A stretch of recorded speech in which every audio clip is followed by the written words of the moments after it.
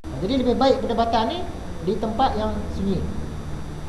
Yang keenam, bahawa dalam mencari kebenaran itu tak ubahnya seperti orang mencari barang yang hilang.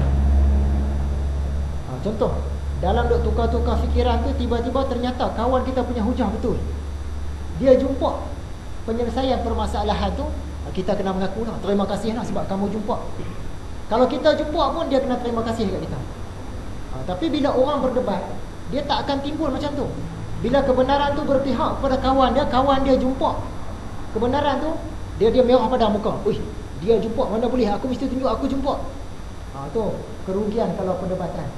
Kalau dialog, tukar-tukar fikiran, okey. Sebab tu Imam Ghazali kata, lihatlah tukang-tukang berdebat masa sekarang. Apabila kebenaran datang dari mulut lawannya, hitamlah mukanya. Dia rasa malu sangat sebab kawan dia berjaya buktikan benar, dia salah. Dia rasa malu sangat. Jadi dia usaha sekuat tenaga dia nak lawan balik cakap orang tu tadi. Jadi rugi lah. Satu ketika saya berdialog dengan satu orang, dia ni berfaham Salafi Wahabi. Dialog tentang serban, mula-mula sembang elok lah. Sembang elok dalam internet kan. Dia kata tak penting pun pakai serban tak pakai serban ni, itu kita terima lah kan? Pakai pun tak apa, tak pakai pun tak apa. Yang perkataan kemudian tu, dia kata bukan sunnah pun serban ni. Dia jawab macam tu. Lepas tu kita keluarkanlah hadis-hadis. Walaupun hadis-hadis ni dhaif, tapi bila dikumpul semua maksud dia boleh naik. Maksud dia tu boleh meningkat ke taraf hasan. Dah, dia tak mau. Sebenarnya di hati dia terima dah hujah kita. Tapi sebab perbahasan tu orang lain baca sekali, dia tak mau. Tak mau mengaku. Selang berapa bulan lepas tu, kawan tolong link kat saya gambar. Ni gambar orang dulu yang debat pasal serban ni. Dia pakai serban. Gambar dia pakai serban. Termasuklah masa main bowling pun dia pakai serban. Maksud dia terima hujah kita tu. Tapi disebabkan perbahasan tu orang lain pandang, dia tak mau jatuh diri dia. Hujah kita dia terima. Tu yang kata Imam Ghazali kata, berdebat ni kalau boleh elak. Bila berdebat di depan orang ramai, walaupun lawan kita betul, kita tak mau mengaku. Sebab takut kita ni macam jatuh standard kita. Dia kata mula-mula serban bukan sunnah. Lala dia pakai. Bila dia baca hujah kita tu, berapa bulan lepas tu nampak gambar dia main bowling, pakai serban. Ketujuh, jangan larang teman berdebat kita berpindah dari satu dalil ke satu dalil. Bertele-tele, berpanjang-panjang majlis perdebatan itu dengan bersoal dan berjawab. Pihak yang mengatakan dia tahu tapi tidak bersedia menerangkannya. Dia lawan hujah. Lawan hujah sampai satu peringkat, dia rasa dia lemah lah. Bila lemah, dia tak mau mengaku kata hujah dia lemah. Lalu dia kata, saya ada hujah tapi saya rasa tak sesuai nak cerita kat kamu. Buat masa ni tak sesuai nak cerita. Dia style macam tu pula. Bila dia cakap macam tu, kata Imam Ghazali, maksud dia tengah lemah lah tu. Tak boleh cerita yang ni untuk orang tinggi-tinggi ni. Jadi dalam perdebatan ni tak boleh cerita. Tapi saya tetap dengan pendirian saya. Nak cerita dalam ni tak boleh. Imam Ghazali kata kalau macam tu buat apa berdebat kan? Time berdebat dia kena cerita lah. Ada hujah tapi dia tak mau bagi tahu. Sebenarnya dia tak ada hujah. Pendirian dia dah goyang. Yang terakhir, yang ke-8, bahawa perdebatan itu diadakan dengan orang yang diharapkan ada faedahnya bagi orang itu, seperti orang yang sedang menuntut ilmu. Bagi kita orang awam ni nak berdebat ni rugi banyak masa. Memang kadang-kadang perlu, tapi kalau boleh elaklah. Untuk penuntut ilmu tak apa.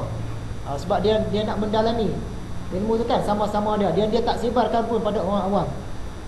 Begitulah tadi 8 syarat yang dikemukakan oleh Imam Ghazali.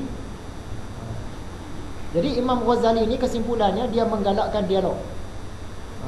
Kalau dialog ni dia ringan sikit, sama-sama cari kebenaran. Kalau debat ni masing-masing nak bertahan, masing-masing nak menyerang. Kalau dialog dia sama-sama tolong-menolong, cari keputusan. Jadi nak berdebat ni ada 8 tata cara. Yang pertama, orang yang berdebat tu, terutamanya dalam soal-soal fiqh yang tinggi-tinggi ni, selesaikan fardu ain diri sendiri dulu. Dah selesai tu barulah nak berdebat ni. Fardu ain pun tak selesai, dah sibuk hal-hal yang lain. Yang kedua, kalau ada fardu kifayah yang lebih penting, kena selesai yang tu dulu. Contohnya macam doktor tadi. Semua nak jadi ulama, siapa nak jadi doktor? Doktor Muslim? Tak ada.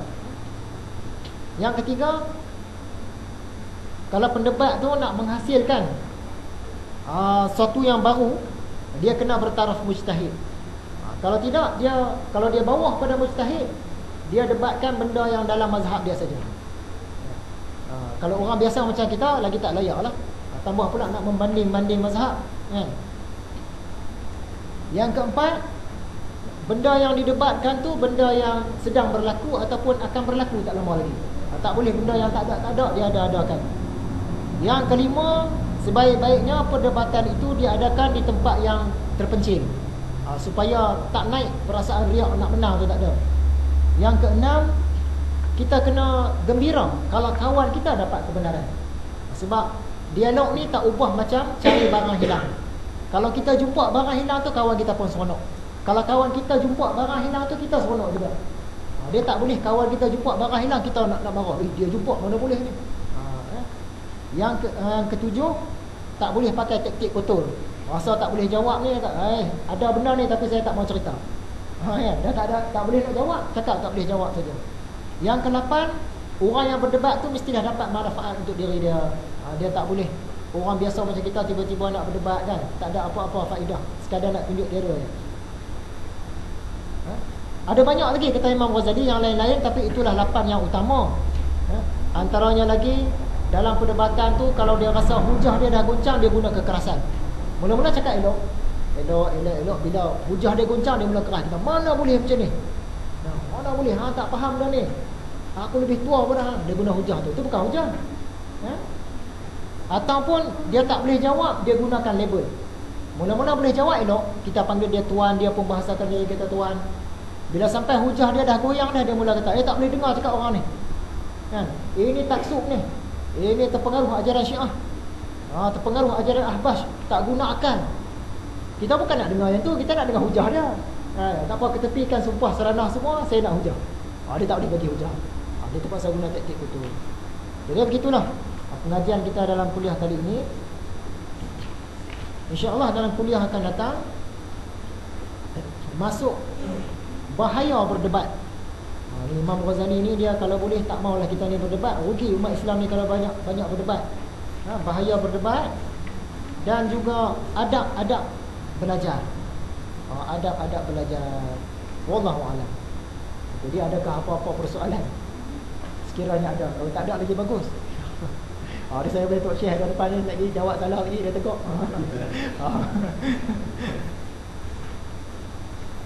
Tak ada, tak ada, tak apalah. Nampaknya sekadar itu saja. Wabillahi taufiq wal hidayah. Assalamualaikum warahmatullahi wabarakatuh. Waalaikumsalam.